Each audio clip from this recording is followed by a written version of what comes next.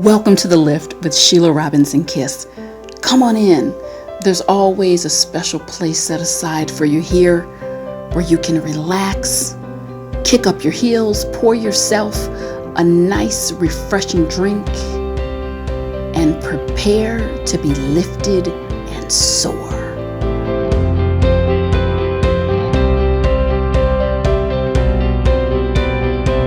Thanks so much, everyone, and welcome back.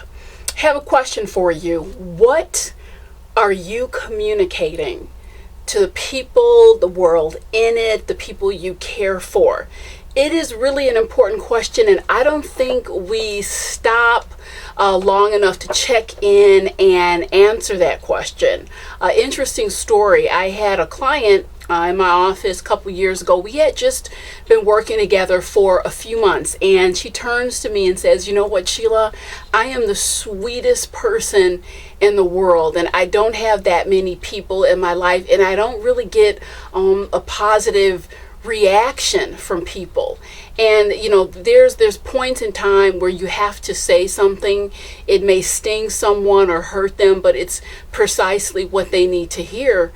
And I responded, it's interesting you're saying that, because you are sweet, kind, you're a remarkable person, but sadly I think I'm one of the few people in the world who know that. It was really interesting, this contrast, because when she first came to the office for help, my first inclination, just that gut feeling, was, wow, this is really, she's a rough rider. And getting to know her, that's not the case at all. She didn't have a smile on her face. She kind of had a scowl. Her body language was really communicating, I'm not interested in connecting. I'd rather keep up this barrier. And like I said, communicating more, taking it to a deeper level, that was not the case at all. But it's really what she was communicating to the world. And it was completely different from what she was feeling on the inside. So those are really, it's a distinction that I want to make. You could have all the warm, positive feelings on the inside, but what you're communicating to the world is completely different. And I think so often we are unfair. We're unfair to other people. Why should you expect anyone to just dismiss what you're clearly communicating and give you the benefit of the doubt and just say, oh, this is really a warm, toasty person, but they're really menacing and staring at me like they want to snap my head off. So people only know as much as you are expressing and communicating to them. So a key question for you is, what am I communicating to the world and the people in it? Interesting. Some time ago, I got a phone call out of the blue, and this was a woman that I met. It's at a professional event, and she said, "Look, I don't know you very well. We had a very short conversation, but I really think this would be a great opportunity for you." And I was just happy to hear from her, but it validated this power of what you're communicating. And I kid you not, it could have been a 3 to 5 minute conversation with her, but she said, "I remembered how excited you were about your work." And I communicate that purposely, intentionally. Say what you want about Sheila Robinson Kiss, but you'd be hard pressed to find someone who's not going to say, this woman is excited about what she's doing, she knows what she's doing, and she's happy for key opportunities. So again, it's an intentional paying attention to what you communicate can really create either a positive spiral or funnel around you, or a very negative one. Here very recently, there was a person, I had a really fluffy, lucrative key opportunity for this individual, and they came out of their bag and communicated. It was a brief communication, but a poor attitude, negativity, and they never saw that opportunity. As quick as it could have presented itself, it went away just based on the attitude that was communicated. So I can't stress it enough. And it's not only what we're saying, but you have to pay attention to how you're saying things, and what venue or format you're communicating. So again, it's a heightened sense of awareness of what am I communicating. And sometimes it's not necessarily about what we say, it's about what we don't say. I have been blown away this topic of gratitude at some of the gorgeous gracefulness filled with gratitude gestures that I've seen coming from people throughout my life. But on the other hand, I've been very deeply disturbed at just the lack of thank yous, the lack of just kind gestures. My philosophy in this life is anything above and beyond zero is a bonus. And sometimes we take that position of entitlement. And let me clear up what you're owed from people. Nothing.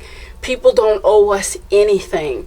So when there is a thoughtful gesture, something kind, it does not hurt to stop and check in and say thank you.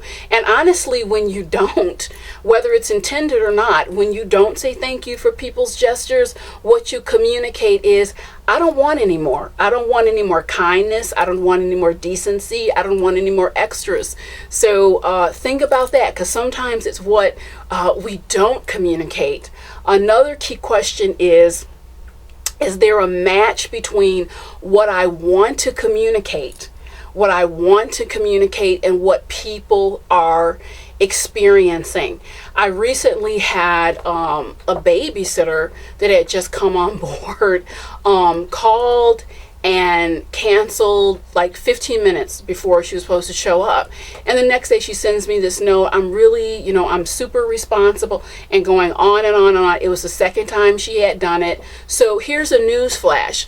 If you want to communicate that you're responsible, don't flake out on your commitments.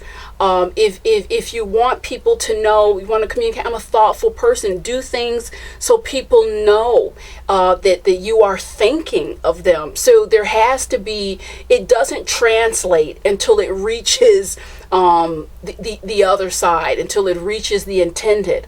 You want to say, I'm a loving person. Loving people do loving things and extend loving gestures. I had a sobering moment with a 7-year-old that I was working with, and he shared of how frightened he was of his father. And this was a court mandated case, and his father, in conversation with him, I don't believe that. I love my son deeply, and okay, I don't doubt that. Can you share with me some ways that you show him love, that you communicate that love? And he sat there for several minutes, and he couldn't come up. He really couldn't come up with anything. So it just highlights the point. Just because you feel it or you're experiencing something inside of yourself, it doesn't mean that you are communicating that to the intended. So that's something to check in with yourself. Is there a translation, and am I expressing really what I want to express and what I feel?